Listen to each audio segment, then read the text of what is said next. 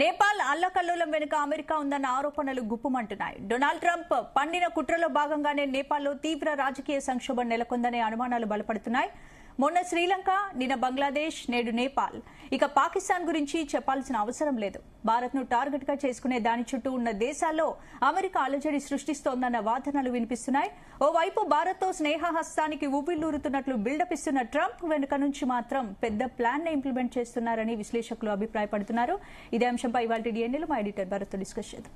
భరత్, నేపాల్ అల్లకల్లోలం వెనుక అమెరికా ఖచ్చితంగా అమెరికా హస్తం ఉందనే ఆరోపణలు అయితే వినిపిస్తున్నాయి. ఏం చెప్తారు? సో రెండు సిగ్నిఫికెంట్ డెవలప్మెంట్స్ నిన్నటి తర్వాత. ఒకటి, నేపాల్కు సంబంధించి చైనా వర్సెస్ అమెరికా మధ్య ఆధిపత్య పోరు నడుస్తోంది. అమెరికా డీప్ స్టేట్ కుట్ర ఉంది. దీని వెనుక వరుసగా బంగ్లాదేశ్ లో జరుగుతున్న పరిణామాల్లో షేక్ హసీనా పదవిచ్యుతి వెనుక అమెరికా ఉంది అని అనుమానించారు. ఇప్పుడు నేపాల్లో జరిగిన దాని వెనుక కూడా, ఎందుకంటే ఇవన్నీ కూడా మనం చూస్తే కనుక అమెరికన్ సర్వీస్ ప్రొవైడర్స్, గూగుల్ కానీ, ఫేస్బుక్ కానీ, మెటా, ఫేస్బుక్ అంటే మెటా, తర్వాత ఎక్స్ కానీ, ఇవన్నీ కూడా Instagram, social media, mostly social media అంతా కూడా ఎక్కడ బేస్డ్? American based companies. నేపాల్లో ఎందుకు స్టార్ట్ అయింది? వాళ్ళు ఏమన్నారంటే, మీరు మా దేశంలో మీరు ఈ సోషల్ మీడియా నడుపుకోవాలంటే ఇక్కడ మీరు కొన్ని రూల్స్ ఫాలో కావాలన్నారు. లా ఆఫ్ ది ల్యాండ్ అంటారు. ఏ దేశంలో మనం ఉంటే ఆ దేశానికి సంబంధించిన చట్టాలు ఫాలో కావాలి. ఆ చట్టాలని ఫాలో కావట్లే నేపాల్లో. మన దేశం కూడా కొన్ని రెగ్యులేషన్స్ పెట్టింది, కానీ నేపాల్లో అందుకు ఒప్పుకోలేదు. ఒప్పుకోనందుకు కోర్టు దాని ప్రకారం ఆ సోషల్ మీడియాని బ్యాన్ చేశారు. దాంతో యువత అంతా రోడ్డు మీదకి వచ్చి వాళ్ళు గొడవ చేశారు. అది వేరే సంగతి. సో ఇక్కడ అమెరికన్ కంపెనీస్ ను వ్యతిరేకించినందుకు ఆ విధంగా ఏమంటారు, అమెరికా దీన్ని వైలెన్స్ ను ఒక విధంగా హింసాత్మక పరిణామాలకి పరోక్షంగా కారణమైంది, ఎంకరేజ్ చేసింది అన్నది ప్రధాన ఆరోపణ. ఇప్పుడు డెవలప్మెంట్ ఏంటంటే, నేపాల్ తాత్కాలిక పీఎంగా సుశీలా కర్కీని ప్రతిపాదించినట్టుగా తెలుస్తోంది. ఇంతకుముందు ఆమె నేపాలీ కాంగ్రెస్ లో ఉండే. ఈ ఆందోళనకారులు, ఆర్మీ చీఫ్ మధ్య సయోధ్య కుదిర్చేందుకు ప్రయత్నించి సుశీలా కర్కీని ప్రధానమంత్రి అభ్యర్థిగా ప్రతిపాదించినట్టుగా తెలుస్తుంది. సేమ్ బంగ్లాదేశ్ లో కూడా మహమ్మద్ యూనిస్ ని, నోబెల్ ప్రైజ్ విన్నర్ ని, ఆయన్ని అధ్యక్షుడిగా అక్కడ ప్రతిపాదించారు. ఆయన వచ్చిన తర్వాత హిందువుల మీద చాలా తీవ్రంగా దాడులు జరిగాయి. అక్కడ హిందువులు మైనారిటీ. ఒకప్పుడు బంగ్లాదేశ్ లో 30% హిందువులు ఉండేది, 2% వచ్చింది. మిగతా 28% అయితే కన్వర్ట్ కావాలి ఇస్లాంలోకి, లేకపోతే మీరు బతకొద్దు అన్న విధంగా చేశారు. సో ఏకైక హిందూ దేశం, హిందువులు అఫీషియల్ గా హిందూ దేశంగా డిక్లేర్ చేసుకున్న దేశం నేపాల్. సో ఆ దేశంలో పరిణామాలు మనకు డెఫినెట్ గా ఆందోళన కలిగిస్తాయి. ఎందుకంటే అక్కడ వాళ్ళైనా ఎప్పుడైతే భారతదేశంతో సంబంధాలు తెచ్చుకున్నారో నేపాల్, అప్పటి నుంచే వాళ్ళ పతనం స్టార్ట్ అయింది. ఎందుకంటే చైనాను నమ్మినా, అమెరికాను నమ్మినా ఏ విధంగా అవుతుందో మనకు తెలుసు. భారతదేశాన్ని కాకుండా వేరే దేశాలను నమ్మితే పరిస్థితి ఏ విధంగా భారత్ చుట్టుపక్కల ఉన్న దేశాల్లోనే ఇలాంటి ఇన్సిడెంట్లు జరుగుతున్నాయి కాబట్టి ఇది సహజ సిద్ధమైతే అనుకోవడానికి లేదు. ఖచ్చితంగా దీని వెనుక అమెరికా ఇంపాక్ట్. ఎందుకంటే ఇండియన్ సబ్ కాంటినెంట్ అంటారు, భారత ఉపఖండం అంటారు. ఇవన్నీ కూడా అఖండ భారత్ లో భాగాలు. అఖండ భారత్ లో ఇవన్నీ కూడా ఒక భాగం. సో ఆఫ్ఘనిస్తాన్ అయినా, లేకపోతే శ్రీలంకలో జరిగిన, బంగ్లాదేశ్ లో జరిగిన, నేపాల్లో జరిగిన, భారతదేశం ఒక ఫోర్స్ గా ఎదుగుతుంది. దీని మీద ఆధిపత్యం కోసం, భారత్ చుట్టుపక్కల దేశాల్లో ఆధిపత్యం కోసం అటు చైనా ప్రయత్నిస్తుంది, ఇటు అమెరికా ప్రయత్నిస్తుంది. ఆ రెండింటి మధ్య ఫైట్ జరుగుతుంది. మారిషస్, మన మాల్దీవ్స్ కూడా చూసాం. చైనా మాల్దీవ్స్ వాళ్ళు అక్కడ చైనా గుప్పిట్లోకి వెళ్లిపోయే పరిస్థితి కనిపిస్తుంది. తమ గుప్పిట్లోకి తీసుకోవాలని చైనా ప్రయత్నిస్తుంది. సో ఈ సంఘర్షణ వల్ల, అంటే ఇంటర్నల్ కంటే ఎక్స్టర్నల్ అఫైర్స్ జరుగుతున్నాయి. వేరే దేశాల ప్రభావం వల్ల మొదలేమో సోషల్ మీడియా బ్యాన్ అన్నారు, ఆ తర్వాత అవినీతి అన్నారు. అది క్లియర్ గా చూసాం. అయితే ఒకటి ఇప్పుడు ఇంపార్టెంట్ డెవలప్మెంట్ ఏంటంటే, నేపాల్ సంబంధించి ఆ విధంగా జరిగిన తర్వాత ట్రంప్ ఇప్పుడు మనకు ఇవాళ ఉదయం ట్వీట్ చేశారు. భారతదేశం సంబంధించి నరేంద్ర మోడీ మా మిత్రుడు, భారతదేశంతో సంబంధాల పునరుద్ధరణ కోసం మేము ప్రయత్నం చేస్తున్నామని చెప్పి టారిఫ్స్ 50% విధించారు. మొన్నటి వరకు మాకు రష్యన్ ఆయిల్ ఏమంటారు కొనుగోలు ఆపేస్తేనే మేము భారతదేశంతో చర్చలు రష్యా ఈ విధంగా రెచ్చిపోవడానికి భారతదేశం కారణం అన్నారు. మొన్నోసారి సడన్ గా ట్వీట్ చేసి రష్యా, చైనా, ఇండియా కొత్త కూటమి ఏర్పడుతున్నాయి, మాకు దూరం అయిపోతున్నాయి, రష్యా ఇండియాలు చైనాకు దగ్గర అయిపోతున్నాయి అని చెప్పి ఆయన ట్వీట్ చేశారు. ఇవాళ ఉదయం మళ్ళీ ఆయన సొంత సోషల్ మీడియా ప్లాట్ఫామ్ ట్రూత్ లో భారతదేశంతో ట్రేడ్ డీల్ చర్చ జరుగుతోంది అని చెప్పారు. అంటే ట్రంప్ ఏ రోజు ఎట్లా మాట్లాడతారు భారత స్నేహం పెంచుకుంటా అంటున్నారు, వెనుక ప్లాన్ ఏమో ఇలా ఇంప్లిమెంట్ చేస్తున్నారు. అమెరికా పాలసీ ఏంటి అసలు? అంటే ఒకటేందంటే మనల్ని రష్యా విషయంలో మనల్ని బెదిరిస్తే మనం దారికి వస్తాం అనుకున్నారు, బట్ మన దారికి రాలేదు. బెదిరింపులు మా దగ్గర పనిచేయమని చెప్పాం. దాంతో ఇప్పుడు ఆయన తగ్గి ఆయన ట్వీట్, ఎందుకంటే నరేంద్ర మోడీ ఐక్యరాజ్య సమితి సమావేశాలకు వెళ్ళాలి సెప్టెంబర్లో, కానీ ట్రేడ్ డీల్ ఈ పరిస్థితిలో నేను వెళ్ళనని ఆయన అనౌన్స్ చేసేశారు. సో ఈ నేపథ్యంలో ట్రంప్ వెనక్కి తగ్గారు. అక్కడ సొంత దేశంలో విమర్శలు వస్తున్నాయి, నువ్వు భారతదేశం లాంటి మిత్ర దేశాన్ని లాస్ట్ 20 years గా మన సంబంధాలు చాలా బాగున్నాయని ఎందుకు పోగొట్టుకుంటా అని విమర్శలు రావడంతో ఆయన వెనక్కి తగ్గి వాళ్ళ ఒక అడుగు వెనక్కి తగ్గినట్టుగా భారతదేశంతో ట్రేడ్ డీల్ త్వరలో కుదురుతుంది, నరేంద్ర మోడీ నా మంచి మిత్రుడు అంటే నరేంద్ర మోడీ కూడా ఎస్ ట్రంప్ నాకు మంచి మిత్రుడు, ట్రేడ్ డీల్ కుదురుతుందేమో అని చెప్పి ట్వీట్ చేశారు. మాట్లాడదాం. మనతో పాటు అలేఖ్య గారు ఉన్నారు, వెంటపాటి పుల్లారావు గారు, అదేవిధంగా మామిడి గిరిధర్ గారు, అందరూ కూడా జాయిన్ అవుతారు. ముందుగా అలేఖ్య గారు, సో ఏమనిపిస్తుంది లాస్ట్ 2 days గా జరుగుతున్న పరిణామాలు చూస్తే మీకు? మీకు గుర్తుంటే భరత్ గారు, మనం లాస్ట్ టైం మాట్లాడినప్పుడు ఆల్రెడీ అనుకున్నాము, నేను చెప్పాను కూడా, ట్రంప్ అదే మాట మీద లాంగ్ నిలబడరు, ఎప్పుడైనా ఇలా సడన్ గా ఫ్లిప్ అవుతారు. ఇప్పుడు ఆయన ఈ టారిఫ్స్ అని చెప్పి పెంచుతున్న ప్రతిదీ ఇండియాని భయపెట్టడానికి చేసే చర్య తప్పిస్తే ఇదొక పర్మనెంట్ ఇది కాదు అని ఆల్రెడీ నేను చెప్పాను. ఇప్పుడు ఆ పాయింటే ప్రూవ్ అవుతోంది. ఓకే, అందుకనే ఆయన అంటే ఆయనకి 2 రకాలుగాను బ్యాక్లాష్ వచ్చింది ఈ విషయంలో. ఒకటి, ఇంటర్నల్ గా తన పార్టీ వాళ్ళు కూడా కాదు అన్నారు, రిపబ్లికన్స్ డెమోక్రాట్స్ ఇద్దరు కూడా ఈ మనకి ఇండియా అనేది ఒక మంచి కంట్రీ, వాళ్ళతో మనం టైజ్ చెడగొట్టుకోకూడదు అన్నది తనకి ఇంటర్నల్ గా బ్యాక్లాష్ వచ్చింది. సొంత పార్టీలో కూడా వ్యతిరేకత, సొంత పార్టీలో కూడా వ్యతిరేకత, డెమోక్రాట్స్ వ్యతిరేకించడం సహజమే, బట్ రిపబ్లికన్స్ కూడా వ్యతిరేకించడం. అక్కడ రీజన్ ఏంటి అంటే ఇండియన్ డయాస్పోరా అండి. అక్కడ అమెరికాలో కూడా మన ఇండియన్ ఆరిజిన్ ఎవరైతే ఉన్నారో వాళ్ళ ఇన్ఫ్లుయెన్స్ చాలా ఎక్కువ ఉంది అక్కడ. సో దానికి అది ఒక కారణం అయి ఉండొచ్చు. ఇంకొకటి, యూరోపియన్ కొన్ని కంట్రీస్ ఉన్నాయి, ఫర్ ఎగ్జాంపుల్ ఇటలీ తీసుకోండి, స్వీడన్ తీసుకోండి, వీళ్ళందరూ ఇండియాకి ఫేవర్ గా ఉండే కంట్రీస్. సో ఇలాంటి కొన్ని యూరోపియన్ కంట్రీస్ కూడా ఇండియా సపోర్ట్ లేకపోతే ట్రేడ్ లో మనకి చాలా ప్రాబ్లం అవుతుంది అన్నది ఆ ప్రెషర్ అమెరికా మీద పెట్టడం జరిగింది. సో ఎక్స్టర్నల్ గా ఇంటర్నల్ గా 2 రకాలుగాను ట్రంప్ కి తన డెసిషన్ మీద బ్యాక్లాష్ వచ్చింది. పాయింట్ 1. పాయింట్ 2, టారిఫ్స్ పెంచగానే ఇండియా భయపడి కాళ్ల బేరానికి వస్తుంది అని ఆయన ఏదైతే గెస్ చేశారో అది జరగలేదు. ఇండియా చేయలేదు ఆ పని, సైలెంట్ గా నెక్స్ట్ ఆల్టర్నేటివ్స్ ఏంటి అన్నది వెతుక్కుంటా ఉంది. ఎక్కడ అమెరికాని గట్టిగా క్రిటిసైజ్ చేసి ఒక ట్రేడ్ వార్ అనౌన్స్ చేయలేదు, గట్టిగా రియాక్ట్ అవ్వలేదు, చాలా సటిల్ గా రియాక్ట్ అవుతూ వచ్చింది. ఇవన్నీ చూసి ట్రంప్ కి ఏమీ ఆప్షన్ లేక ఇలా స్టెప్ బై స్టెప్ ఆయన ట్రూత్ ప్లాట్ఫామ్ లో స్టేట్మెంట్స్ మెల్లగా ఇట్లా ఒక రకంగా, ముందేమో మొన్న ఒక స్టేట్మెంట్ చేశారు, ఈ రోజు మళ్ళీ భారత్ తో మేము ట్రేడ్ డీల్ చేసుకోబోతున్నాము అని చెప్పి ఇంకొక స్టేట్మెంట్ ఇచ్చారు. ఓకే, సో ఏమవుతుంది, కథ సుఖాంతం అవుతుందా? అవ్వాల్సిందే కదా, అవ్వకపోతే ఆ కథ ఎండ్ అయినట్టు కాదు. సో అంటే ట్రంప్ ఏదో బెదిరించారు కానీ అది వర్కౌట్ అవ్వదు.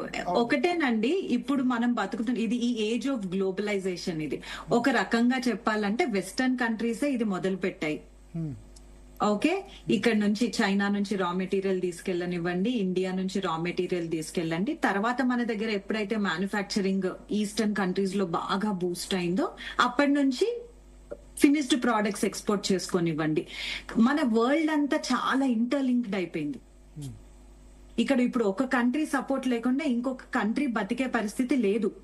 అది ఒక రష్యా లాంటి మిలిటరీలీ స్ట్రాంగ్ నేషన్ అవనివ్వండి, యుఎస్ లాంటి ఎకనామికల్లీ స్ట్రాంగ్ నేషన్ అవనివ్వండి, ఇంకొక కంట్రీస్ సపోర్ట్ లేకుండా సక్సెస్ఫుల్ గా ముందుకు వెళ్ళటము అనేది సాధ్యమయ్యే పరిస్థితి ఈ రోజు లేదు. అందుకే ఎప్పుడైనా గ్లోబల్ ట్రీటీస్ విషయానికి వస్తే ఎవ్వరూ పర్మనెంట్ మిత్రువులు కాదు, ఎవ్వరూ పర్మనెంట్ శత్రువులు కాదు. ఎవరితో సంబంధం లేదు, నాదొక్కటే నేను బతుకుతాను అంటే అది అవ్వదు. సో ఇంకా ట్రేడ్ డీల్ అయిపోయినట్టేనా? అవుతుంది, చర్చలకైతే వచ్చారు కదా, త్వరలో అవుతుంది అని ఆయన అన్నారు, ఆశాభావం వ్యక్తం చేశారు. అవును, కానీ ఖచ్చితంగా అవుతుంది, మనకి ఫేవర్ లోనే జరుగుతుంది ఖచ్చితంగా. ఓకే, సో బట్ ఐక్యరాజ్య సమితి సమావేశాలకు నరేంద్ర మోడీ వెళ్ళట్లేదు. బయలెటరల్ టాక్స్ అప్పుడు ఉంటాయి అనుకున్నాం, వెళ్ళట్లేదు. జయశంకర్ మాత్రమే వెళ్తారని అనౌన్స్మెంట్ కూడా వచ్చింది. అవునండి, ఇదంతా స్ట్రాటజీలో పార్టే. నేనైతే అదే అనుకుంటున్నాను. చాలా స్మార్ట్ డిప్లొమసీ చేస్తున్నారు. అందుకనే టోటల్ గా వెళ్ళకుండా, ఇండియా రిప్రజెంట్ చేయలేదు అని పేరు రానివ్వకుండా ఎక్స్టర్నల్ అఫైర్స్ మినిస్టర్ రిప్రజెంట్ చేస్తున్నారు ఇండియాని. సో అక్కడ బైలేటరల్ మీటింగ్స్ లో వచ్చిన ఇదిని బట్టి అప్పుడు మన లెవరేజెస్ ఏంటి అన్నది క్యాలిక్యులేట్ చేసుకుని మేబీ అప్పుడు మోడీ గారు డైరెక్ట్ గా వెళ్లి కలవడం చేస్తారేమో, చూడాలి ఎలా జరుగుతుందో.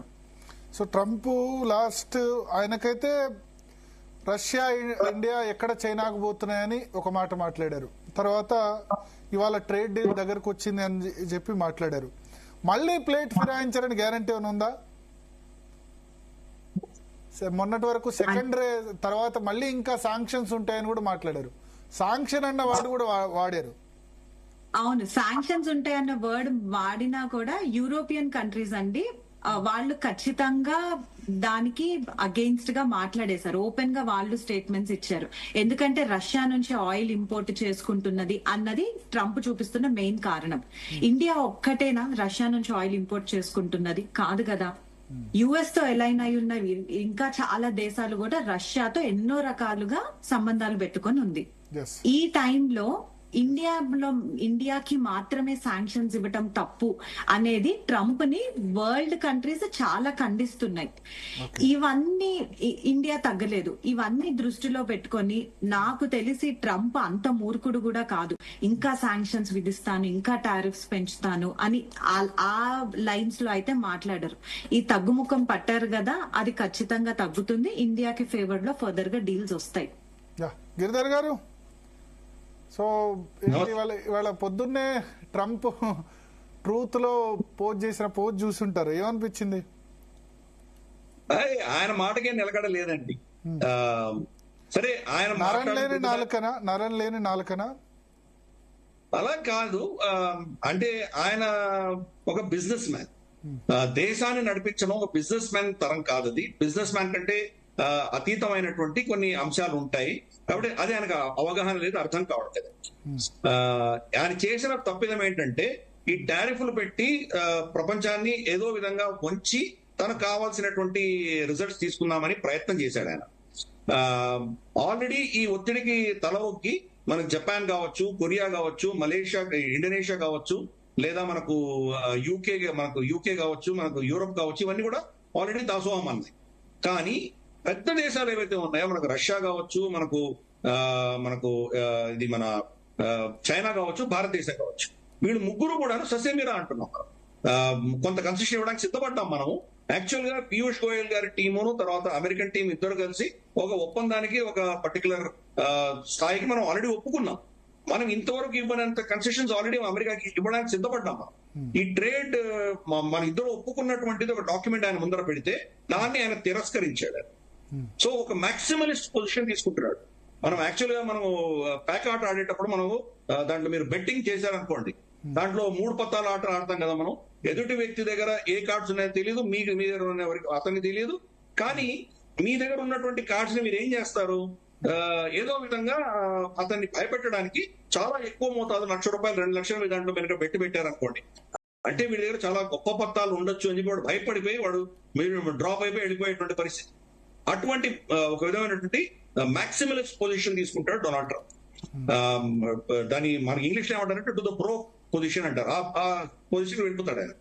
అక్కడి నుంచి మనం కాదుకూడదు అని చెప్పి కొంత మనం అతనితో ఏదో చర్చలు చేస్తే కనుక 2 మెట్లు అతను తగ్గుతాడు, మనం ఒక మెట్టు మనం పెరగాల్సి వస్తుంది.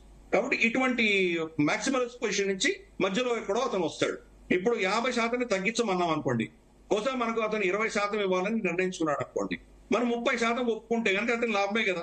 కాబట్టి ఇటువంటి బిజినెస్ టాక్టిక్స్ వాడుతున్నాడు. కానీ దీనివల్ల వచ్చిన పెద్ద నష్టం ఏంటంటే ఈరోజు ఆఫ్ కోర్స్ మోదీ గారు స్పందించి అతను నాకు మంచి మిత్రుడు, భారతదేశానికి అమెరికాకి ఇద్దరి మధ్యలో మంచి సంబంధాలు ఉండాలి, ఇవన్నీ కూడా డైలాగ్ కొట్టారు మోదీ గారికి. మోదీ గారు అంతా ఆయన చాలా నిష్ణాతులు, 11 సంవత్సరాల అనుభవం ఉన్నటువంటి వ్యక్తి, 4 రాష్ట్రపతులు చూసి అమెరికాలో.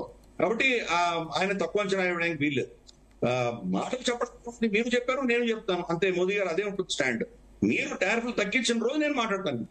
కాబట్టి మన రియాక్షన్ అంతా కూడా వాళ్ళ యాక్షన్స్ ఆధారంగా ఉంటుంది. అక్కడ పెద్ద దెబ్బ ఎక్కడ తగిలిందంటే నమ్మకం దెబ్బది. ఈ రోజు అమెరికాని నమ్మేటువంటి పరిస్థితి ఈ రోజు పోయింది. నమ్మకం దెబ్బతిన్న తర్వాత మీరు ఏం చేసినా దాన్ని రెస్టోర్ చేయడం చాలా కష్టం. డొనాల్డ్ ట్రంప్ అక్కడ అర్థం చేసుకోలేకపోయాడు.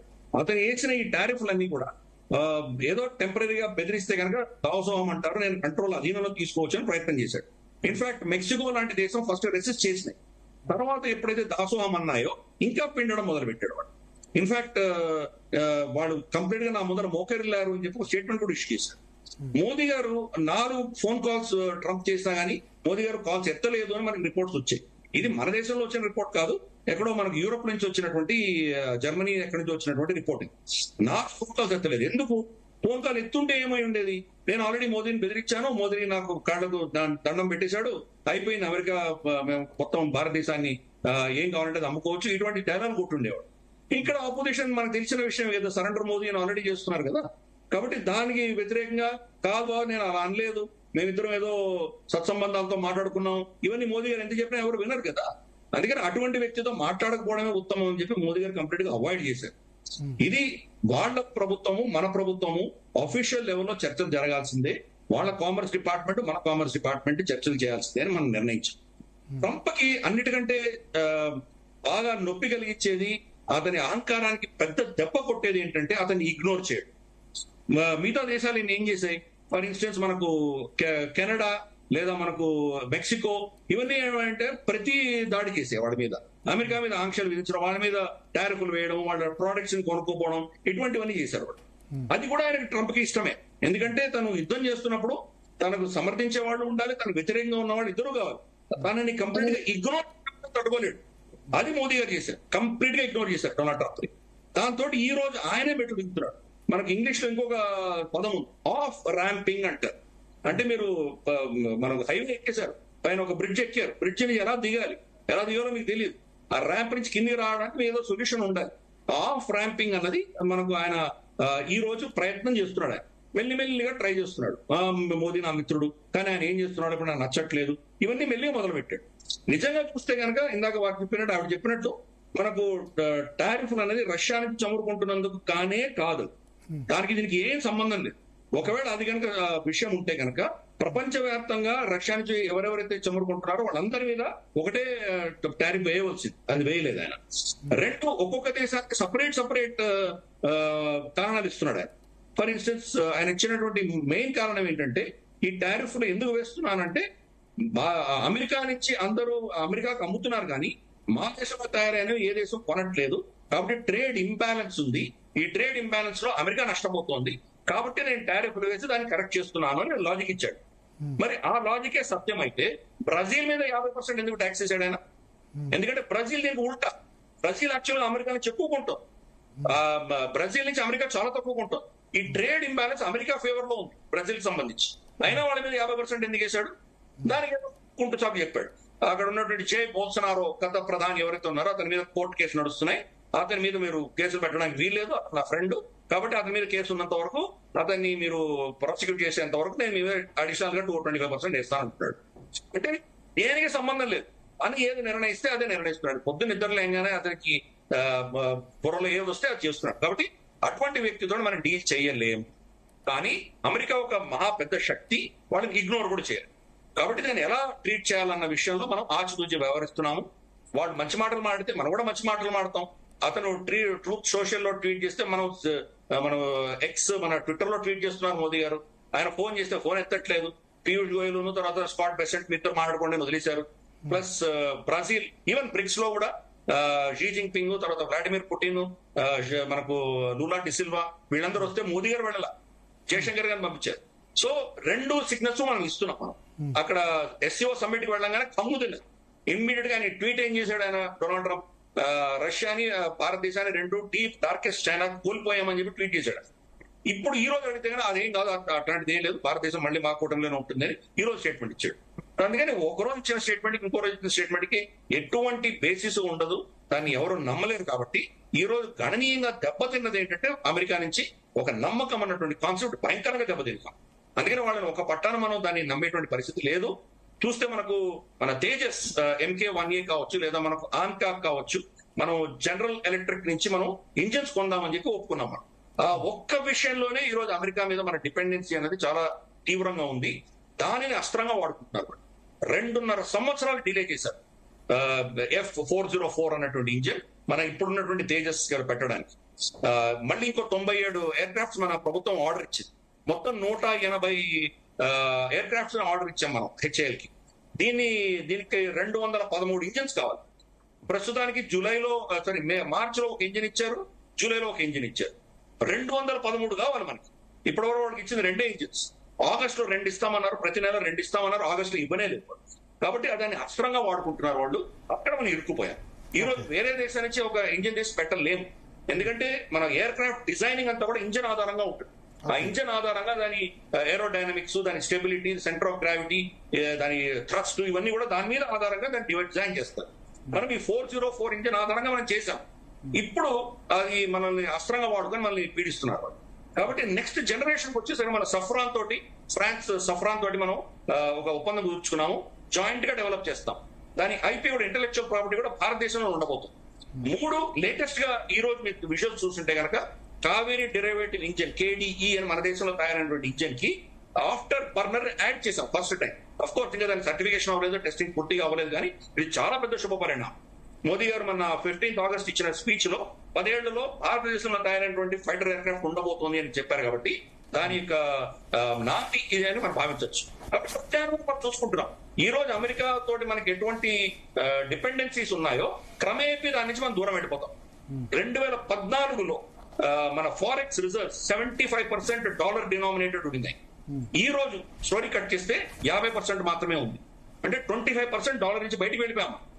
మోదీ గారు వచ్చినప్పుడు 2014లో 450 టన్స్ మన RBI దగ్గర గోల్డ్ రిజర్వ్స్ ఉండింది.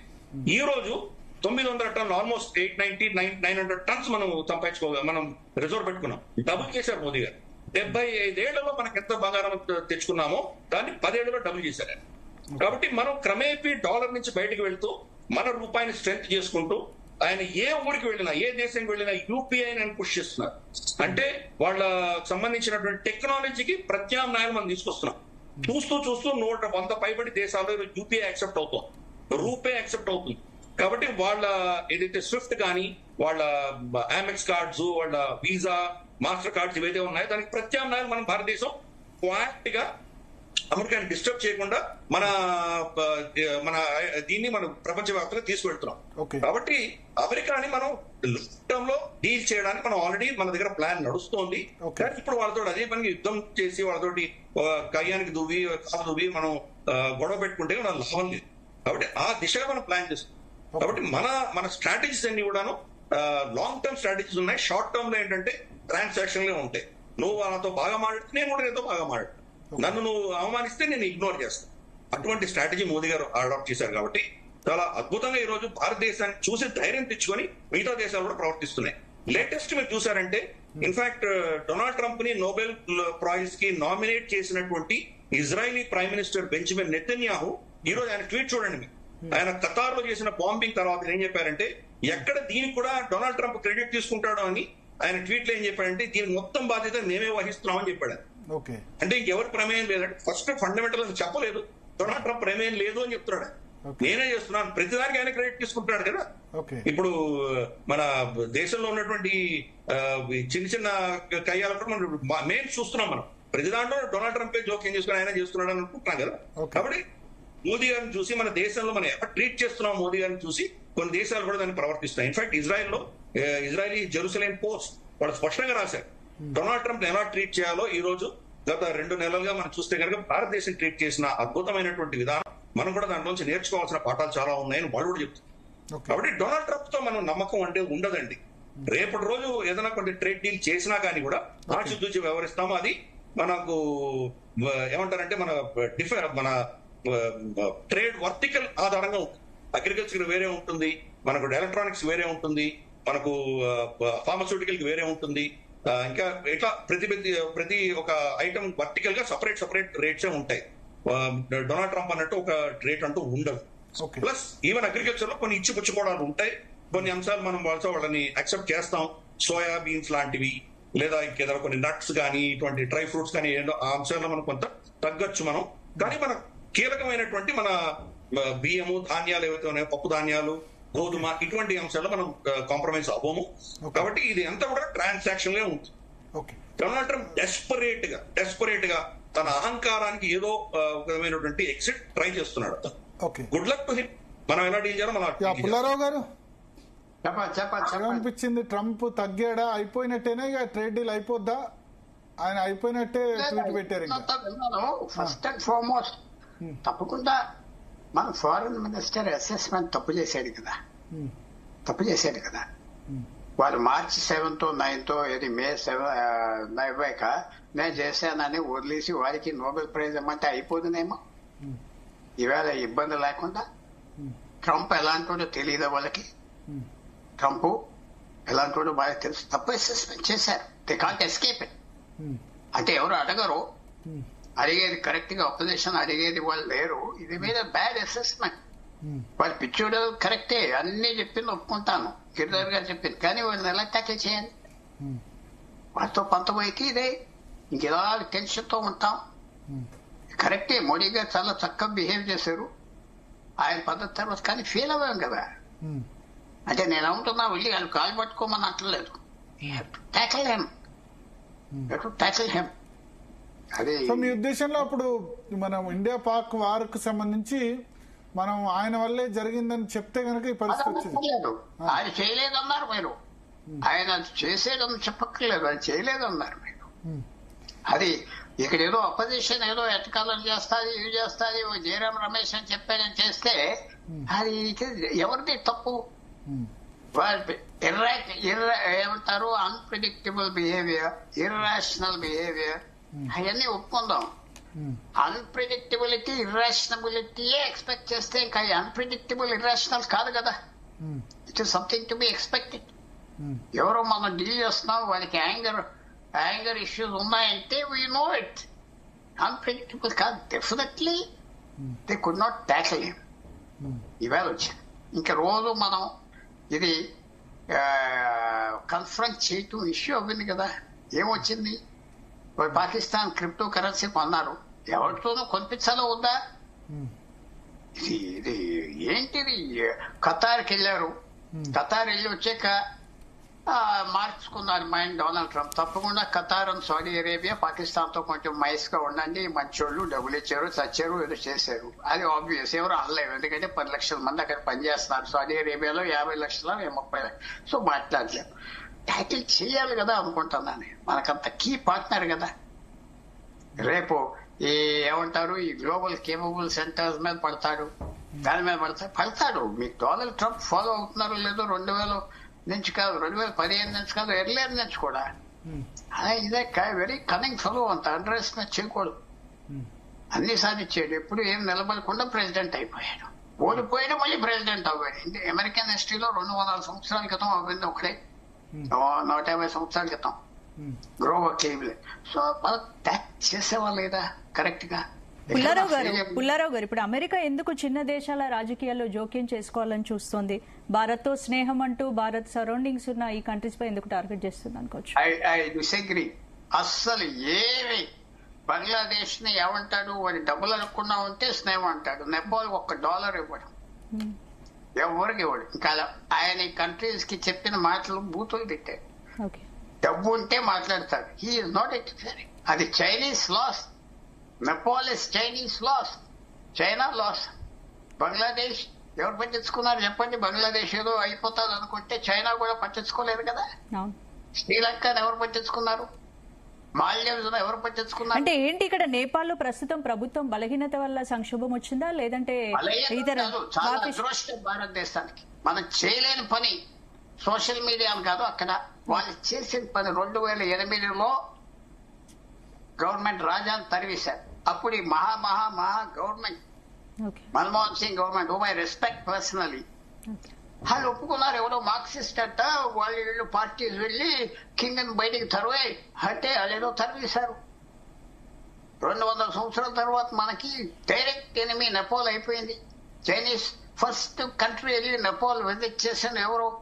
చైనా వెళ్ళాడు. వాడు ఓకే 3 కోట్ల జనాభా, 1 కోటి మంది ఇక్కడ మన దేశంలో పనిచేస్తారు, బ్రతుకుతున్నారు. సో ఈవేళ నిన్న వాళ్ళని తరివేసి తీసేశాక నేను చాలా ఆనందపడ్డా. డూ అంటూ అదర్స్ డూ అంటూ యూ. వాళ్ళు ఎలా పవర్లోకి వచ్చారు 2008లో? ఇలాగే వచ్చారు, తరివేసి తన్నేసి చంపేసి చైనీస్ హెల్ప్తో బాగా జరిగింది. అంటే అయ్యో ఆ అమ్మాయిని చంపేశారు, కాల్చేశారంటే ఐఎమ్ సారీ, నువ్వు చేసావు కదా, same medicine applies to you అది అనుకున్నా. నేను పబ్లిక్ గా చెప్తున్నా, దస్ కాదు. సో నెపాల్ డొనాల్డ్ ట్రంప్ కి యూరోపియన్ దేశాల లెక్కలేనప్పుడు ఇలాంటి దేశాల లెక్క ఎంత రేసిస్ట్ యాటిట్యూడ్ ఉన్నదంటే అసలు లెక్క. బంగ్లాదేశ్ కి నువ్వు మాతో సపోర్ట్ చేసి భారతదేశానికి నీకు డబ్బు ఇస్తావని అంటాడు. వాళ్ళు ఏమన్నా తీసుకొచ్చి పడేస్తే తీసుకుంటా అంటాడు. అది local politics, super power politics ఉండదు. అమెరికా కూడా ఒకటండి, 2019 నుంచి ఏం ఇంట్రెస్ట్ ఉన్నది? శ్రీలంక వాళ్ళ పక్కన ఉంటే, పాకిస్తాన్ వాళ్ళ పక్కన ఉంటే, బంగ్లాదేశ్ వాళ్ళ పక్కన ఉంటే ఇండియాని కంట్రోల్ చేసేది ఏమున్నది? I don't believe that. అంటే అమెరికా జోక్యం అనుమానం నిజమైతే మరి నేపాల్ వంటి దేశాలు స్వతంత్రంగా తమ రాజకీయ వ్యవస్థను రక్షించుకోవాలంటే ఏం చేయాలంటారు? సరైన పరిపాలన ఇవ్వాలి. మేము అందరూ ఏమంటున్నారు, ఇదేదో సోషల్ మీడియా కుట్ర. మన శ్రీలంకలో అవ్వింది, బంగ్లాదేశ్ లో అవ్వింది, నేపాల్లో అవ్వింది. అంతే, అది భారతదేశానికి అప్లై అవ్వదు. సోషల్ మీడియా ఇన్ఫర్మేషన్ ఇచ్చింది, సోషల్ మీడియా క్రియేట్ చేయలేదు. ఒక 20 సంవత్సరాల క్రితం టెలివిజన్ చేశారు, టెలివిజన్ స్టేషన్ కంట్రోల్ చేస్తే ఒక కూలో సరిపడేది. దాని ముందు ఇంకో 20 సంవత్సరాల క్రితం రేడియో స్టేషన్, దాని ముందు న్యూస్ పేపర్స్. ఇది అంతే. దీని ఏదో సృష్టించేసిందంటే కుదరదు. భారతదేశం లాంటి 145 కోట్ల జనంలో ఎవరోళ్ళు కంట్రోల్ చేసి ఒక సోషల్ మెసేజ్ ఇచ్చేస్తే అయిపోయి తినేసారు రాదు. ఎందుకంటే చాలా స్టేబుల్ సొసైటీ భారతదేశం. 80 కోట్ల మందికి తిండి ఫ్రీగా ఇస్తున్నారు. ఫ్రీ. నేపాల్లో ఇస్తున్నారా? బంగ్లాదేశ్ లో ఇస్తున్నారా? శ్రీలంకలో ఇస్తున్నారా? పాకిస్తాన్ లో ఇస్తున్నారా? ప్రపంచంలో ఎక్కడ ఇవ్వట్లేదు. అంతా ఫ్రీ దేశం, అంతా ఫ్రీ. మన బడ్జెట్స్ అంతా ఫ్రీ. అలా దేశం ఉన్నది. కానీ లా అండ్ ఆర్డర్ మెయింటైన్ చేస్తున్నారు, డిగ్నిటీ మెయింటైన్ చేస్తున్నారు, కొద్దిగా చేయగలం చేస్తున్నారు అన్ని గవర్నమెంట్స్. సో ఆ సిచ్యువేషన్ ఇక్కడ లేదు. ఇప్పుడు నేపాల్లో జరిగిన పరిణామాల పట్ల దానిలో ఇది చైనా ఓటమి మీరు అంటారా? చైనా ఓటమి అమెరికా విక్టరీ. కానీ చైనాలో గొప్పతనం ఏంటంటే హమాస్ సపోర్ట్ చేస్తామన్నారు, ఆ చర్చకే ఎవరు పట్టించుకోలేరు. హూతీజనే మేము ఉన్నాం, వాళ్ళు వదిలేశారు. వాళ్ళు శుభ్రంగా బాంబు ఇష్టం వచ్చినప్పుడు ఇజ్రాయెల్ అని పట్టించుకోలేదు. Iran closest ally of China. అప్పుడు ఏమన్నారు, మేము ఆయిల్ ఫీల్డ్స్ ఇక్కడ అక్కడ బాంబు చేస్తాం ఇరాన్ అన్నారు మన యుద్ధంలో. అంటే మీరు చేయటానికి వీల్లేదు, మీ దగ్గర నుంచి మేమే sole customer, international market upset చేయొద్దని చైనా చెప్పింది. ఒక బాంబు పంపలేదు, డ్రోన్ పంపలేదు, వేయలేదు. సో చైనా ఏంటంటే నేపాల్ వదిలేసింది. నిన్నటి నుంచి మన గిర్దర్ గా చెప్పొచ్చు, నేను ఫాలో అవ్వలేదు, ఒక స్టేట్మెంట్ ఇవ్వలేదు, ఏమే అబ్జర్వ్ చేసామన్నారు అంతే. వదిలేశారు. బంగ్లాదేశ్ వదిలేశారు. ఇప్పుడు వాళ్ళకి మాల్దీవ్స్ ఏమైంది? వాళ్ళు ఏదో ఎగిరిపోదాం అనుకున్నారు. చైనీస్ వాళ్ళు ఏదో పిల్లకొడుకులను చూస్తారంటే ఏమైందో మీకు తెలుసు. శ్రీలంక ఏమైందో మీకు తెలుసు. చైనాకి అర్థమైంది ఏంటంటే ఈ బెగ్గర్ ఫ్రెండ్స్ తో అయితే వాళ్ళకి కావాల్సింది డబ్బు కావాలంటే. మళ్ళీ ఎప్పుడైనా మారిపోతా, మళ్ళీ అమెరికాతో కూడా వాళ్ళకి స్నేహం కావాలి. పాకిస్తాన్ అది డీప్ గా చెప్పాలి. మా ఫ్రెండ్ గిరిధర్ గారు లాంటి వాళ్ళు నేను అనుకుంటున్నా పాకిస్తాన్ మీద కూడా కొద్దిగా చైనాకి విసుకొచ్చింది అనుకుంటున్నా. వాళ్ళ యాటిట్యూడ్, వాళ్ళ మాటలు బట్టి. ఎందుకంటే అమెరికాకి దగ్గర అయిపోయింది. ఎగ్జిస్టెన్షియల్ థ్రెట్ ట్రంప్ ఇస్తున్నాడు చైనాకి. అలాంటి టైంలో వెళ్ళిపోయింది. వీళ్ళు ఎంతవరకు నమ్మాలి? భారతదేశంతో తగు ఉన్నది కాబట్టి వీళ్ళని నమ్ముతున్నాం. ఏంటి కొన్ని ఆలోచనలు వస్తాయి. సో తప్పకుండా నేను అనుకుంటున్నా. మళ్ళీ మీరు అడిగిన ప్రశ్న, నేపాల్ 2008 నుంచి మనతో భూమి తగు పెట్టుకున్నాడు. ఎవరు వాళ్ళు ఇతను ఇప్పుడు తీసేసిన శర్మ ఓలీ, కేపీ శర్మ రూట్ అవి పెట్టుకున్నారు. ఉత్తరాఖండ్ నుంచి రూట్, వేల సంవత్సరాల నుంచి ఉన్న రూట్, వందల సంవత్సరాల నుంచి ఉన్న రూట్, వీసా లేని రూట్, దాని మీద తగ్గు పెట్టుకున్నాడు. చైనీస్ రైల్వే పర్మిషన్ ఇచ్చాడు, కాఠ్మండూకి రైల్వే అంతా, ఇది హైవేస్ అంతా. భారతదేశంతో మన ల్యాండ్ లాక్ దేశం, భారతదేశంతో సంబంధం లేకుండా 3000 మైళ్ళు తీసుకెళ్లి ముందు ఎక్స్పోర్ట్ చేస్తాడా? నేను చెప్తున్నా బాగా జరిగిందని చెప్తున్నా, బాగా జరిగింది, తగిన శాస్త్రి జరిగింది, తగిన శాస్త్రి జరిగింది వాళ్ళకే. మనకి జరిగితే నవ్వుకోవటం కూర్చున్నారు. మీ ఉద్దేశంలో అప్పుడు అంటే రాజరికం ఉంటేనే బాగుండేదా? అప్పుడు 2008లో రాజరికం వాళ్ళు ఇప్పుడు ఎవరైనా రోల్ ప్లే చేస్తే ఒక కాన్స్టిట్యూషనల్ మోనార్కీ కింగ్ కూడా ఒక చిన్న ప్లేస్ ఉంటే, మోడరేట్ చిన్న ప్లేస్ అంటున్నా, అది భారతదేశం చేసే తప్పు. అవి ఏదో కమ్యూనిస్ట్ పార్టీ వాళ్ళు మన మిత్రులే, నాకు దగ్గరే, వాళ్ళు వెళ్ళి అంటే అప్పుడు మన్మోహన్ సింగ్ తప్పు చేశారు. మన్మోహన్ సింగ్ దాన్ని అడ్డుకుని ఉండాల్సిందంటారా ఆ సమయంలో? మన్మోహన్ సింగ్ తప్పు చేశారు ఆ సమయంలో? తప్పున్నారా? అది పెద్ద రెవల్యూషనరీ లాగా ఎందుకు చేయాలి భారతదేశం? ఒకనప్పుడు వాళ్ళు మనతో మర్జ్ అయిపోతా అన్నారు నేపాల్, అది చేయవలసింది లేవు. సిక్కిం మర్జ్ అవ్వలేదా? అస్సాం మనతో లేదా? అది మన రేస్ కాదు కదా. అస్సాం థైలాండ్ నుంచి వచ్చారు, బోడోస్ థైలాండ్ నుంచి వచ్చారు 1000 సంవత్సరాల క్రితం, మర్జ్ అవ్వారు. అందువల్ల మనం సంతోషించాలి. సోషల్ మీడియా చేసి ఎవరు చాలా పెద్ద యాంకర్స్ మీలాంటి వాళ్ళు నిన్న ఇదంతా భారతదేశంలో ప్లాన్ చేస్తున్నారంటే అంత సింపుల్ కాదన్న. ఇక్కడ పీపుల్ ఆర్ కంటెంట్. ఈ 80 సంవత్సరాల్లో ఇక్కడ జరిగిన సోషల్ మార్పులు ప్రపంచంలో 1000 సంవత్సరాలు ఎక్కడా జరగలేదు అని నేను అనుకుంటున్నాను. అలా దేశంలో ఎందుకు వస్తాయి? ఆ దేశం మన దేశానికి చాలా తేడా ఉన్నాయి. అందువల్ల ఇది మనం నేపాల్కి జరిగింది, శ్రీలంకకి బుద్ధి వచ్చింది, మాల్దీవ్స్ కు బుద్ధి వచ్చింది, బంగ్లాదేశ్ కి బుద్ధి వస్తాయి అని భావిస్తాను. ఓకే గిరిధర్ గారు, సో నేపాల్ పరిణామాల వెనుక ఇప్పుడు నిన్న కూడా మనం మాట్లాడాం. నిన్న ఇవాళ డెవలప్మెంట్ చూస్తే సుశీలా కర్కి ఇప్పుడు కొత్త ప్రైమ్ మినిస్టర్ అంటున్నారు. సో ఏం జరగబోతోంది? పుల్లారావు గారికి నాకు చాలా సార్లు మేము ఇద్దరం జాయింట్ గా చాలా డిబేట్స్ లో వచ్చాము. ఆయన చెప్పేటువంటి నేను యాక్సెప్ట్ చేసేది బహుశా మైనారిటీ 5% ఉండొచ్చేమో, 95% నేను విభేదిస్తాను ఆయన్ని. కాబట్టి ఇప్పుడు ఈ రోజు కూడా విభేదించాల్సి వస్తుంది. ఇద్దరు ఒకటే మాట్లాడితే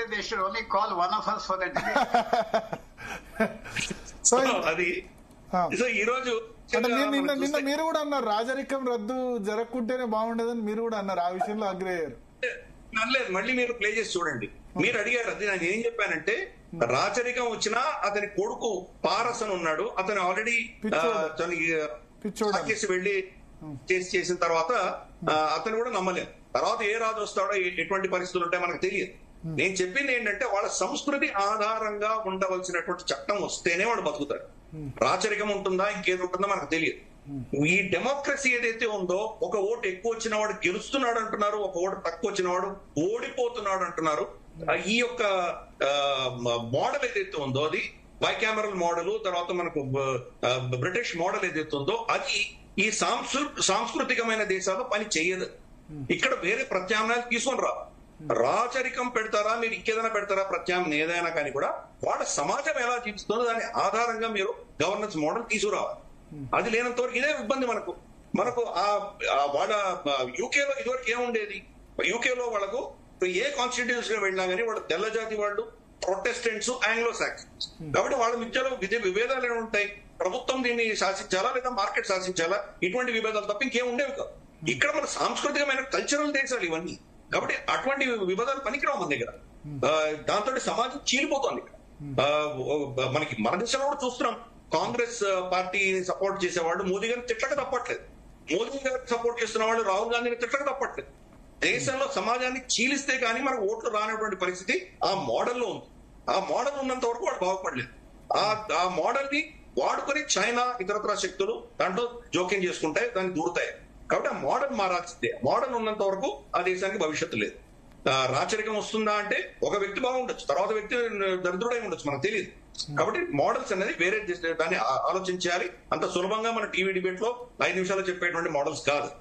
రెండవది, నేను ఇందాక పుల్లారావు గారిని ఎక్కడ వివేదిస్తున్నానంటే, భారతదేశం చాలా స్పష్టంగా మన స్టాండ్ ఉన్నది. మనము ఇంకో థర్డ్ పార్టీ జోక్యం మనం యాక్సెప్ట్ చేయము అని చెప్తున్నాం. కాబట్టి డొనాల్డ్ ట్రంప్ దీంట్లో జోక్యం చేసుకోలేదు. ఎక్కడా కూడా డొనాల్డ్ ట్రంప్ దీంట్లో జోక్యం చేసుకోలేదు మనం చెప్పలేదు, ఆయన పేరు చెప్పలేదు. మనం ఒకటే చెప్పాం. ఏం చెప్పాం మనం? పాకిస్తాన్ మనతో డైరెక్ట్ గా మాట్లాడింది, వాళ్ళు మాట్లాడిన తర్వాత దాని వాళ్ళ రిక్వెస్ట్ ని మేము యాక్సెప్ట్ చేశాము, ఇంతనే చెప్పాం. దాని వెనకాల ఏం జరిగింది మనకు చెప్పలేదు. మోదీ గారు పార్లమెంట్ సాక్షిగా ఏం చెప్పారు? ఆయన జేడీ వ్యాన్స్ ఫోన్ చేశారు. జేడీ వ్యాన్స్ ఫోన్ చేస్తే నేను బిజీగా ఉన్నప్పుడు యుద్ధం ప్లానింగ్ లో, తర్వాత 2 గంటల తర్వాత మాట్లాడాను, మీ మీద పెద్ద అటాక్ చేయబోతున్నారని చెప్పాడు ఆయన. చేస్తే గోలీకే బదులా గోలా యా పెంకింగ్ అని చెప్పాను నేను, అంతకుమించి ఏమీ లేదు.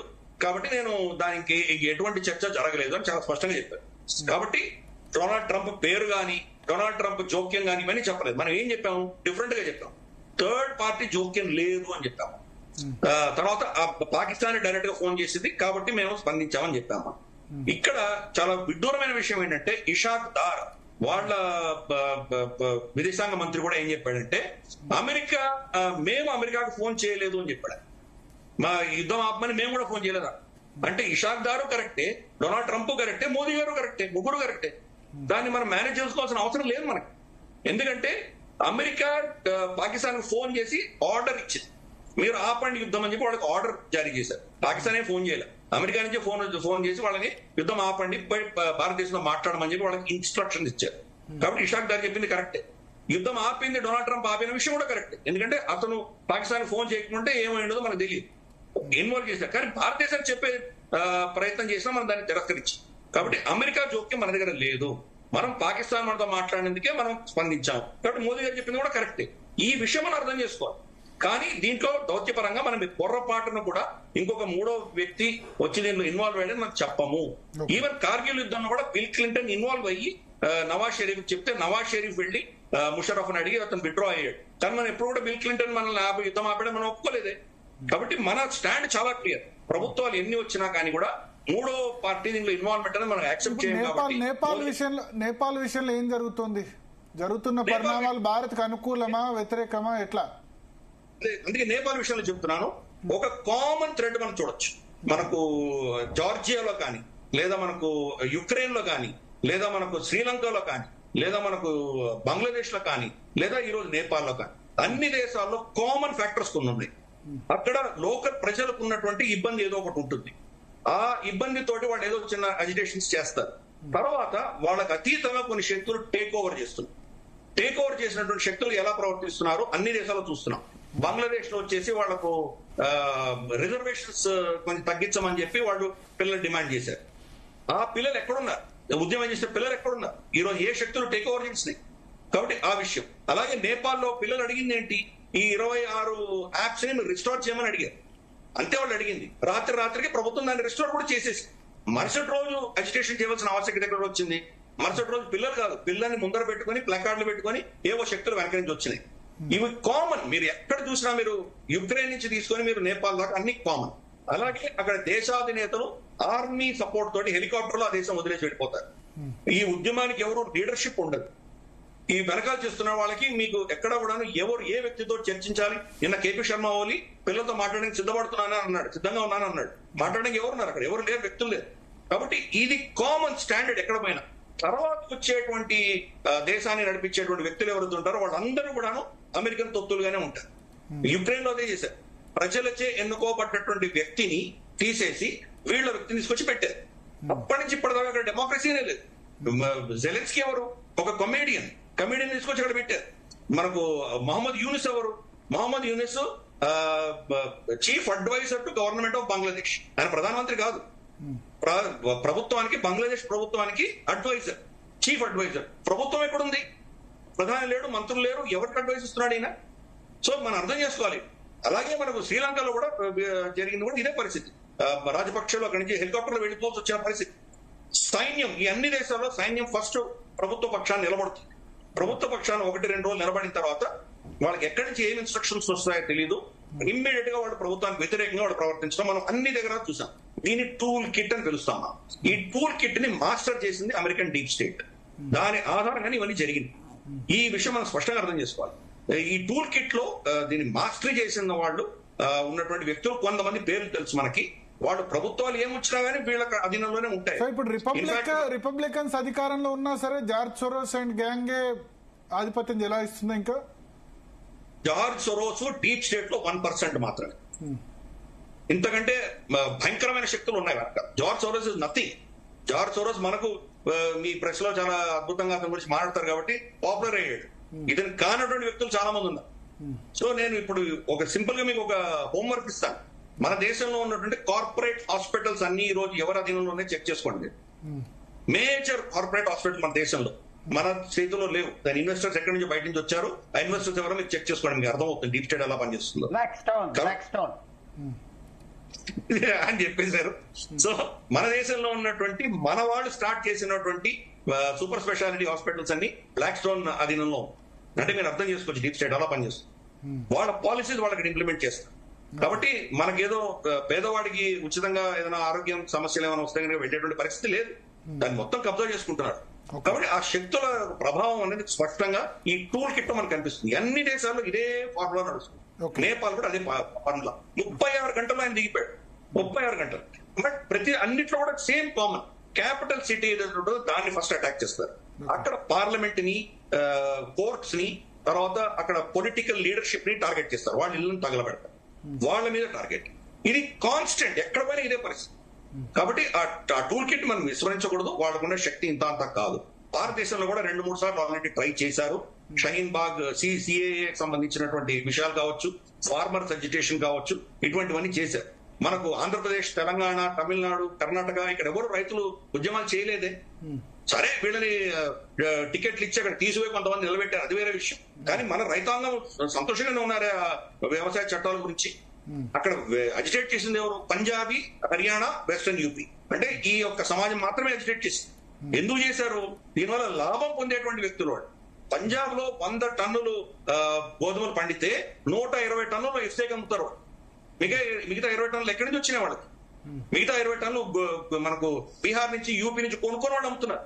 కాబట్టి ఆ ఎక్కువ సిస్టమ్, ఆ మాఫియా దెబ్బతింటోంది. కాబట్టి వాళ్ళు దాన్ని అపోజ్ చేశారు. కానీ ప్రభుత్వం లొంగిపోయింది కదా. మోదీ గారు ప్రభుత్వం కూడా దానికి లొంగిపోయిందని వెనక్కి తీసుకున్నారు కదా. కాబట్టి ఈ డీప్ స్టేట్ కెపాసిటీ చాలా ఉంది. రిహానా ట్వీట్ చేసిందండి. ఎవరు రిహానా? ఆమెకి పంజాబ్ గురించి ఏం తెలుసు, మన వ్యవసాయ చట్టాల గురించి ఏం తెలుసు. కాబట్టి millions of dollars ఇస్తే ఆవిడ ట్వీట్ చేసింది. సో కాబట్టి మీరు ఈ డీప్ స్టేట్ ని మీరు తక్కువ అంచనా చేయకండి. వాళ్ళ భారతదేశంలో కూడా విస్ఫోటము, విద్వేషము సృష్టించగలిగిన కెపాసిటీ వాళ్ళ దగ్గర ఉంది.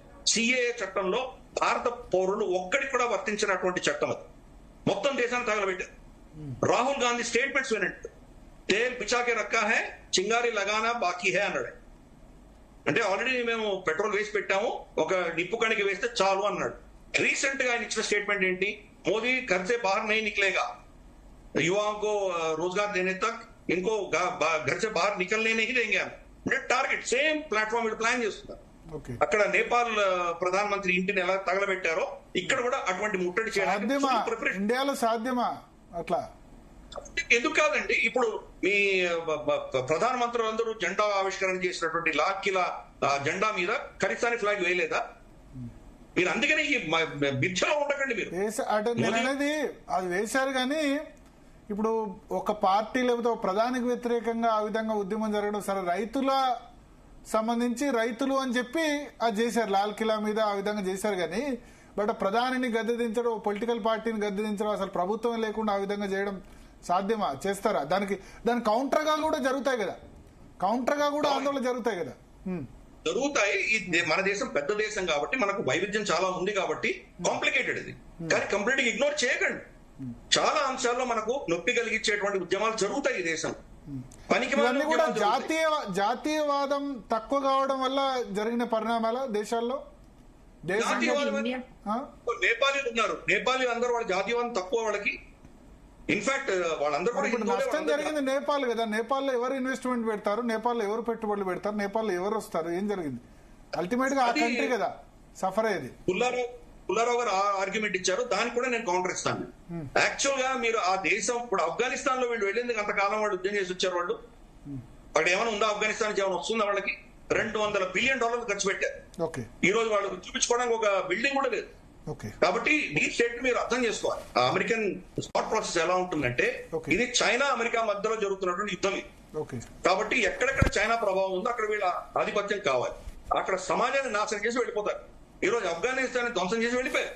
వాళ్ళకి పట్టట్లేదు. ఆల్మోస్ట్ కొన్ని millions of dollars worth of equipment అక్కడ వదిలేసి వెళ్ళిపోయారు. దానివల్ల ఈ ప్రాంతం అంతా అస్థిర వాతావరణం ఉంటే వాళ్ళు ఆయుధాలు నమ్ముకోవచ్చు. వాళ్ళు ఓకే ఇరాక్ ని మొత్తం చేసి వెళ్ళిపోయారు. ఇరాక్ లో ఏమైందో వాళ్ళు పట్టించుకోలేదు. నేపాల్ అదే చేయబోతున్నారు, బంగ్లాదేశ్ అదే చేయబోతున్నారు. దీనివల్ల భారతదేశం మనం ఇబ్బంది పడేది ఒకే విషయం అయితే చైనాకి యాక్సెస్ డినై చేస్తున్నారు. మీరు జాగ్రఫీ చూడండి, మీరు మ్యాప్ పెట్టి చూడండి. చైనా చాలా ఇబ్బందుల్లో ఉంటుంది. వాళ్ళ జాగ్రఫీ చాలా భయంకరమైన జాగ్రఫీ. వాళ్ళకి సముద్రంకి యాక్సెస్ ఫ్రీగా లేదు. వాళ్ళ కింద ఉన్నటువంటి సౌత్ చైనా సీ చూస్తే అన్ని వాళ్ళకి వ్యతిరేకంగా ఉన్న శక్తులే వాళ్ళకి అడ్డుపడుతున్నాయి. మీకు కొరియా కావచ్చు, సౌత్ కొరియా కావచ్చు, మీకు జపాన్ కావచ్చు, ఫిలిప్పైన్స్ కావచ్చు, టైవాన్ కావచ్చు. ఫస్ట్ చైన్ ఆఫ్ ఐలాండ్స్ అంటారు. దాన్ని దాటి చైనా పెద్ద సముద్రంలోకి వెళ్ళేటువంటి పరిస్థితి లేదు. అన్ని అమెరికా స్థావరాలు ఉన్నాయి.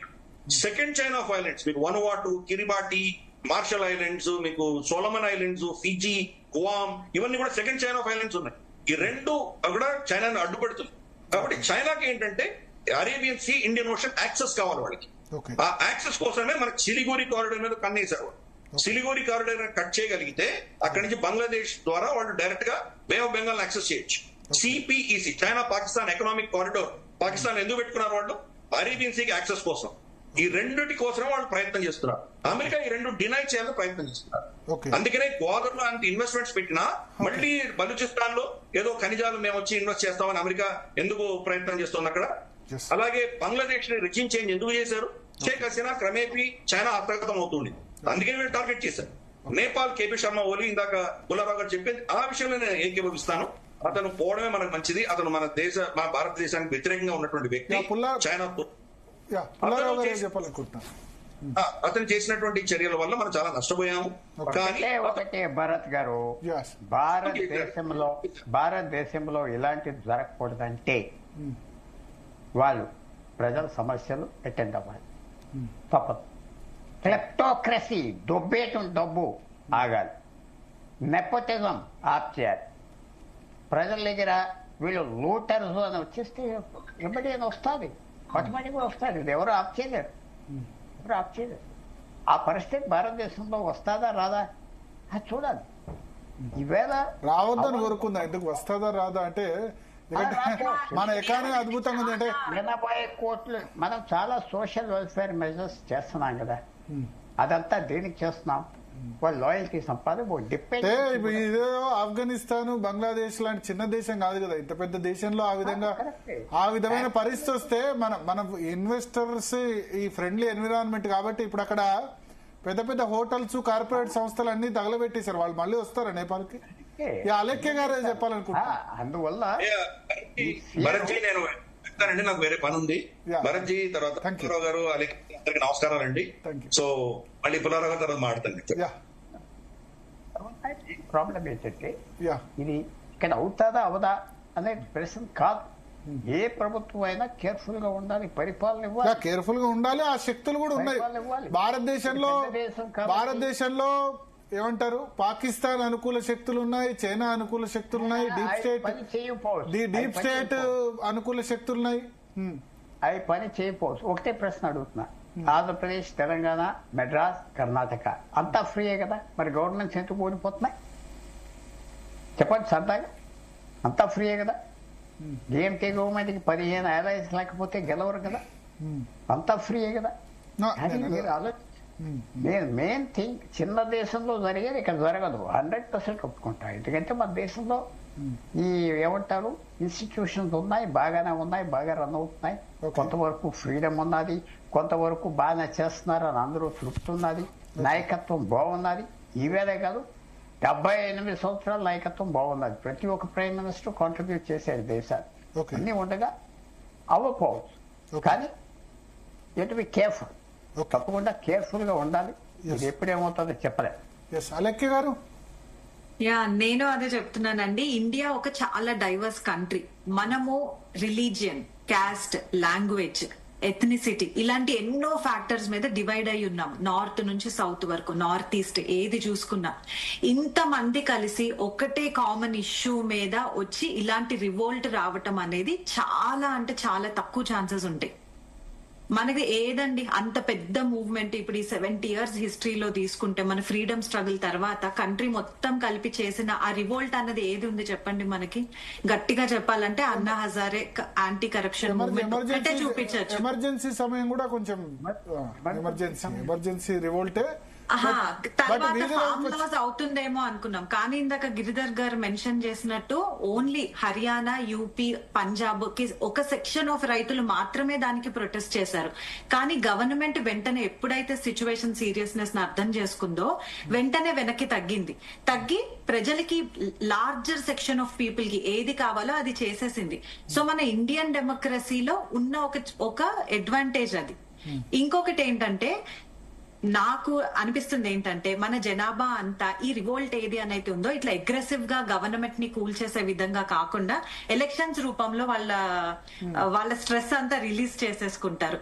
ఎంత పెద్ద గవర్నమెంట్ అయినా అవ్వండి పడిపోతుంది, నెక్స్ట్ ఎలక్షన్స్ లో గెలవరు. సో ఎలక్షన్స్ లో వాళ్ళ ఓటింగ్ లో వాళ్ళ గవర్నమెంట్ వ్యతిరేకత అన్నది చూపించేసుకుంటున్నారు తప్పిస్తే ఇలా దేశం మొత్తము కలిసి వచ్చే ఆ ఒక్క రివోల్ట్ అనేది రావడానికి మన దగ్గర చాలా తక్కువ ఛాన్సెస్ ఉంటాయి. ఇప్పుడు ఈ చిన్న కంట్రీస్ లో ఎందుకు వస్తున్నాయి అంటే వాళ్ళ జనాభా చాలా తక్కువ, వాళ్ళకి మెయిన్ ఎకనామిక్ క్రైసిస్ ఉంది వాళ్ళకి. మనకు ఆ ప్రాబ్లం లేదు.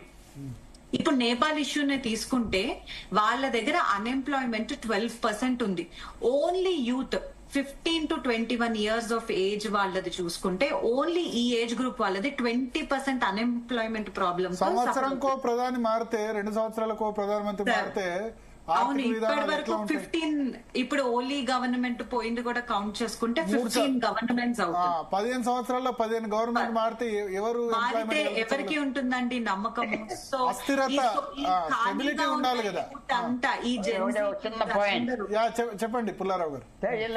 ఇంటర్ప్ట్ చేస్తున్నా. ఇటలీకి 80 సంవత్సరాల్లో 60 గవర్నమెంట్స్ ఉన్నాయి, కానీ గవర్నమెంట్స్ మారటం కాదు. నువ్వు ఎలాంటి పరిపాలన ఇచ్చావు?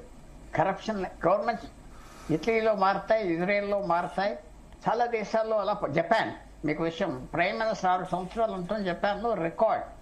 అది మారటం కాదు, వాళ్ళ తత్వం ఏంటి, వాళ్ళు ఎలా బిహేవ్ చేశారు, పబ్లిక్ డిస్కస్ట్ వచ్చింది. ఈ డిస్కస్ భారతదేశం చూడాలంటే మనం ముందరికి వెళ్తున్నాం, ఆర్థిక వ్యవస్థ ముందరికి వెళ్తుంది.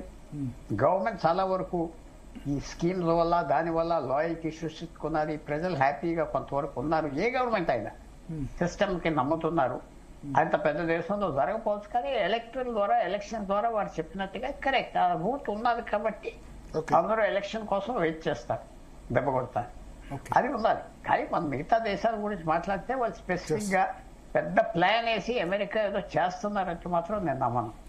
ఇప్పుడు నేపాల్ ఇష్యూనే తీసుకుంటే వాళ్ళకి రిసోర్సెస్ లేవు, ఇండస్ట్రీస్ లేవు, ఎకనామిక్ గా ఏ రకమైన గ్రోత్ లేదు. ఇంకా ఏంటి అన్నది చూసుకుంటే గవర్నమెంట్ లో మొత్తం కరప్షన్ పెరిగిపోయింది.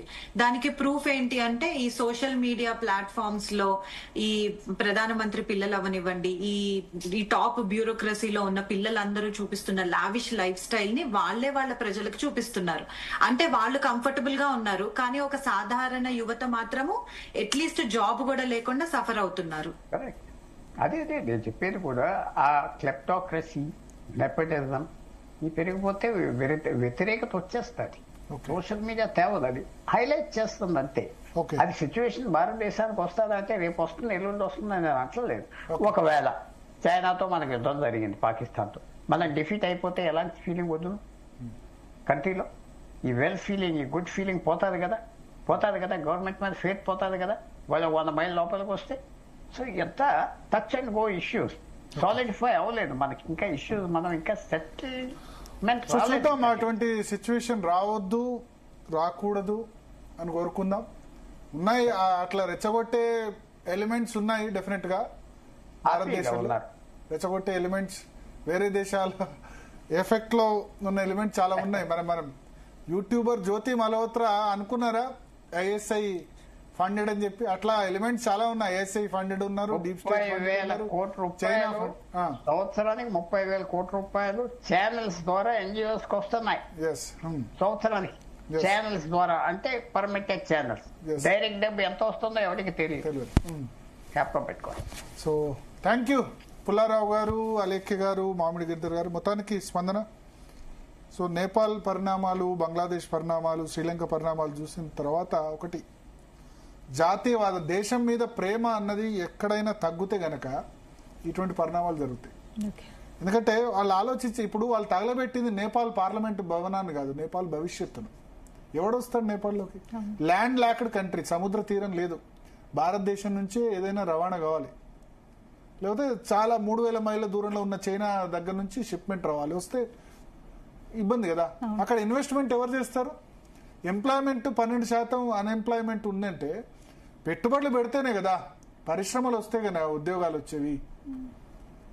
సో టూరిజం రేపు ఎవరు పోతారు? నేపాల్లో ఆలయాలకి మన భారతదేశంలో ఉన్న హిందువులే వెళ్ళేది కదా, పశుపతినాథ్ ఆలయం కానీ మిగతా వాటికి కానీ. ఇటువంటి సిచ్యువేషన్ ఈ తగలబెట్టుడు చూసిన తర్వాత ఎవరు వెళ్తారు? సో అయితే టూరిజమో లేకపోతే ఇండస్ట్రీసో రావాలి. ఇప్పుడు ఆ యువకులు తగలబెట్టింది, అందుకని నేను పార్లమెంటును కాదు, నేపాల్ పార్లమెంట్ కాదు, నేపాల్ భవిష్యత్తును తగలబెట్టాను. ఆవేశపడి ఏం చేస్తున్నారో తెలియక చేస్తే 15 సంవత్సరాల్లో 10 మంది ప్రధానమంత్రులు మారితే ఎట్లా ఉంటుంది? ఒక స్టెబిలిటీ ఉండాలి. నేను చెప్తానంటే ఏ దేశంలో అయినా ఏ రాష్ట్రానికైనా స్టెబిలిటీ ఉంటే మంచిగా పర్ఫామ్ చేసింది. మనం చూసాం, నెహ్రూ 16 సంవత్సరాలు ప్రధానమంత్రిగా ఉన్నారు. 17 సంవత్సరాలు 1947 to 64 భారతదేశంలో చాలా డెవలప్మెంట్ జరిగింది. ఇప్పుడు మన శ్రీశైలం కానీ, నాగార్జున సాగర్ కానీ, ఆధునిక దేవాలయాలని చెప్పిన ప్రాజెక్టులన్నీ కూడా జవహర్లాల్ నెహ్రూ నిర్మించింది. ఐఐటీస్ అయినా ఏదైనా.